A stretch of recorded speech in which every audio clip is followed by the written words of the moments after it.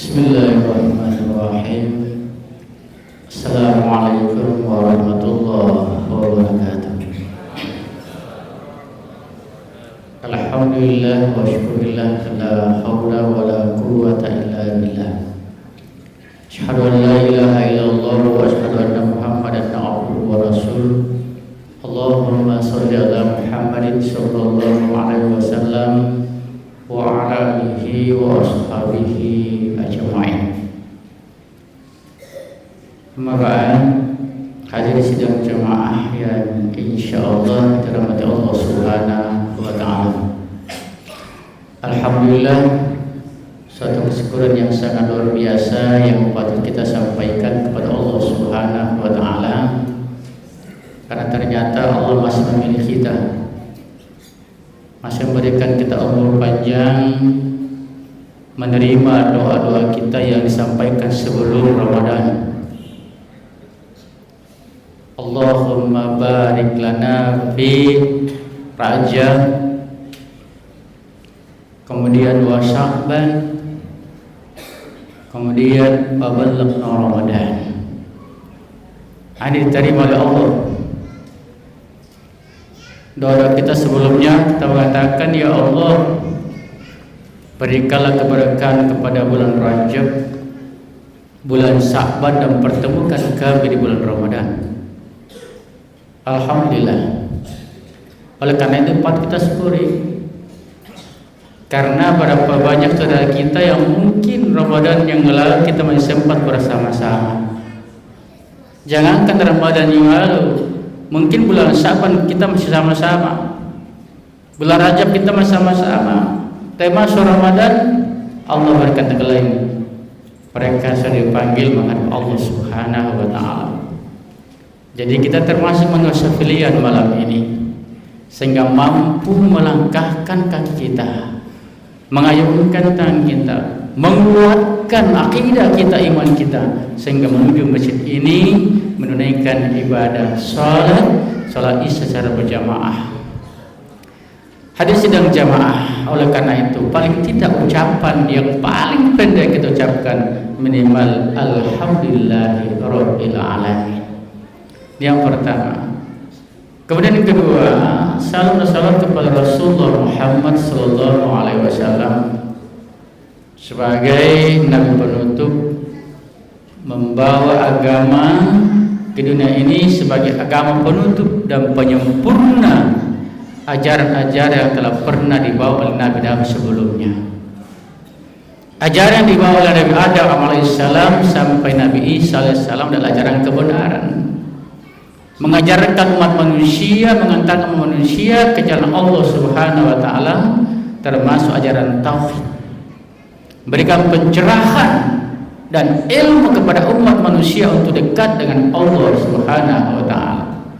Maka kalau begitu sama-sama ajaran tauhid. Nah, datangnya Rasulullah ya Muhammad SAW ini menyempurnakan ajaran ini. Paling tidak ada perbedaan, misalnya satu perbedaannya, kalau ajaran sebelumnya hanya berlaku pada umat tertentu, zaman tertentu, dan tempo-tempo tertentu. Sedangkan Nabi yang dimasukkan Muhammad SAW, wa ma arsalnaka illa kaffatan linnas, untuk seluruh umat manusia. Maka wajarlah kalau sempurna ajaran dibawa oleh Rasulullah. Oleh karena itu sidang jamaah, karena perjuangan beliaulah sehingga ajaran keselamatan ini sampai kepada kita hari ini. Maka wajar paling tidak ucapan terima kasih kita kepada Rasulullah setiap saat apabila mendengarkan namanya beliau, minimal mengucapkan dan berikut dengan salawatnya, minimal Allahumma sholli ala Muhammadin sallallahu alaihi wasallam. Hadirin sidang jamaah yang dimuliakan, malam ini malam Ramadan, mungkin ada yang malam kedua, mungkin ada yang malam ketiga, bukan lagi mungkin, pasti ya. Persoalan seperti ini jangan jadi risau karena perbedaan kita memasuki Ramadan, perbedaan start memulai puasa pertama, karena semua ada rujukannya, semua ada dasarnya, semua ada dalilnya.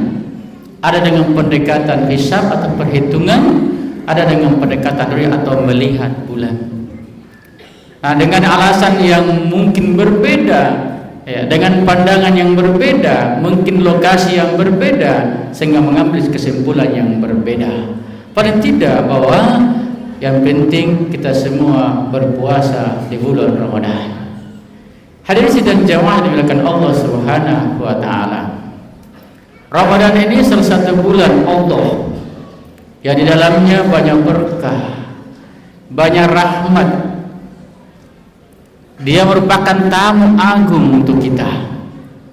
Makanya dalam menyambut Ramadan ini paling tidak ada dua persiapan yang kita harus siapkan. Yang pertama adalah fisik, yang kedua adalah mental. Mengapa harus fisik? Dalam bulan suci Ramadan ini salah satu ibadah yang diwajibkan adalah melaksanakan puasa. Sebagaimana firman Allah dalam surah Al-Baqarah jelas sekali, ini setiap Ramadan membooming ayat ini. Bismillahirrahmanirrahim. Ya ayyuhalladzina amanu kutiba alaikumusiyam. Di sini Allah memanggil kita, hai orang-orang yang beriman. Perintahnya di situ adalah berpuasa. Nah, puasa ini kita pahami bahwa menahan diri dari segala yang membatalkannya, termasuk makan dan minum dengan sengaja, mulai dari terbit fajar sampai terbenam matahari. Ini pada buku-buku agama kita sudah pernah baca di SD, SMP sampai perguruan tinggi. Ya. Bahwa puasa ini menahan dari makan dan minum dengan sengaja. Bagaimana tidak sengaja? Air rahmat itu. Ya, biasanya kalau malam pertama atau puasa pertama lupa bahwa dia berpuasa. Pagi-pagi karena kebiasaannya makan atau sarapan pagi, buka di meja makan, ada ayam bakar dan seterusnya, langsung digesok. Habis 3 piring baru ingat, puasa saya. Alhamdulillah. Iya, bersyukur. Ya, tapi jangan teruskan. Jadi tak kalam nih, masih ada. Tapi kalau misalnya memang tidak sengaja, lanjutkan, itu berkah buat kita, diberikan Allah kepada kita. Yang jadi masalah kalau sudah diingat, sudah campur 3 piring, masih ada tak kalam nih. Sudah habis kopi 3 gelas, masih dilanjutkan. Nah, ini yang tidak benar, maka pasti batal puasa. Tapi kalau tidak disengaja, ya, maka itu sah. Hadirin sidang jamaah dimuliakan Allah Subhanahu wa taala. Maka perlu ini persiapan fisik. Karena selama ini yang kita mungkin makan setiap pagi, setiap siang, atau minimal 3 kali makan nasi ditambah dengan cemilan-cemilannya, makan baksonya dan seterusnya, tiba-tiba disiplinkan mulai dari terbit fajar sampai terbenam matahari, pasti fisik ini kaget.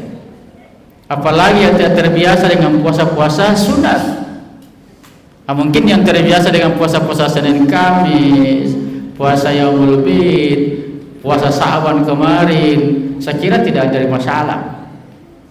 Tapi yang baru lagi berpuasa selama Ramadan yang lalu baru berpuasa, maka pasti kebiasaan-kebiasaan setiap hari berubah, maka pasti berpengaruh kepada fisik. Maka fisik perlu bersiapkan.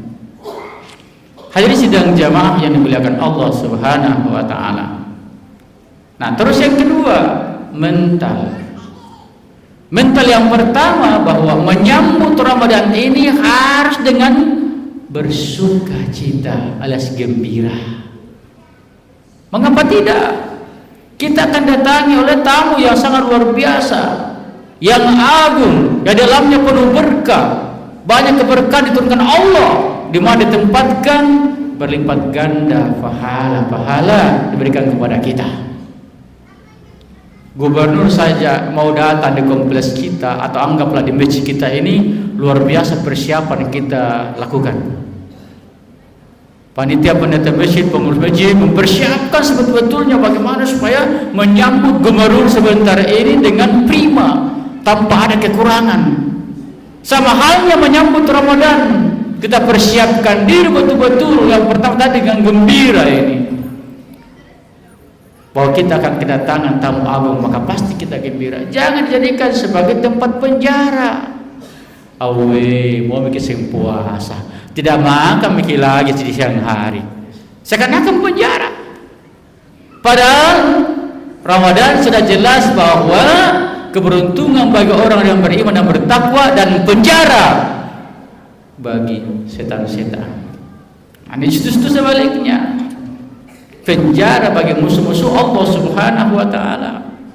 Maka kita orang beriman menjadikan Ramadan sebagai tamu yang agung. Maka muncul mental yang kedua, dipersiapkan diri dengan keimanan dan ihtisab. Artinya apa? Ramadan ini karena kita pahami banyak pahala, banyak berkah, maka betul-betul kita jadikan sebagai wadah untuk merefleksikan kehidupan kita, wadah untuk meningkatkan iman kita, wadah untuk meningkatkan takwa kita dalam bentuk amalan-amalan kegiatan. Contoh malam ini kita dengarkan ceramah Ramadan. Paling tidak mungkin apa yang kami sampaikan sudah dipahami karena berulang-ulang terus setiap tahunnya. Tapi dibaharui selalu pada saatnya bahwa kita duduk-duduk seperti ini membahas satu bab ilmu, maka itu lebih baik dibanding dengan salah sunat satu malam suntuk. Coba duduk-duduk kita paling mungkin 15 menit kita duduk-duduk dengarkan ceramah agama, maka ternyata itu nilainya lebih bagus dibanding dengan salah sunat satu malam suntuk. Apalagi di bulan suci Ramadan. Tapi ada tamu orang Pak, bukannya di sini. Baru protokol noi assalamualaikum sudah pamit. Ya kecuali kalau ada kegiatan yang memang penting, tidak dihindari silahkan. Tapi kalau tidak ada kegiatan, tapi maksud saya juga manfaatkanlah juga waktu untuk belajar dan mendengarkan ceramah. Mau kita sudah lebih hebat, tahu atau tidak tahu, kalau kita duduk sesaat mendengarkan ceramah membahas ilmu tentang keagamaan, maka itu tadi nilainya luar biasa Pak. Kita saja 8 rakaat aja biasa salat tarawih, apalagi kalau imamnya panjang-panjang bacanya luar biasa posona. Ya tapi kalau di sini alhamdulillah Pak, saya sudah berapa kali ke tarawih, biar panjang-panjang tidak ada masalah. Ya karena imamnya bagus Pak. Ya.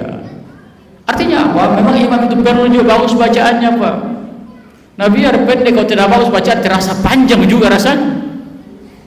Makanya salah satu syarat untuk memilih imam adalah yang bagus bacaannya dan tahu etika sebagai imam. Ya. Karena banyak juga Pak imam kita tidak tahu etika, dia tidak tahu bahwa di belakang ini banyak sudah nenek-nenek, sudah tua-tua, nah cambok. Bahkan saudaranya batu-batu,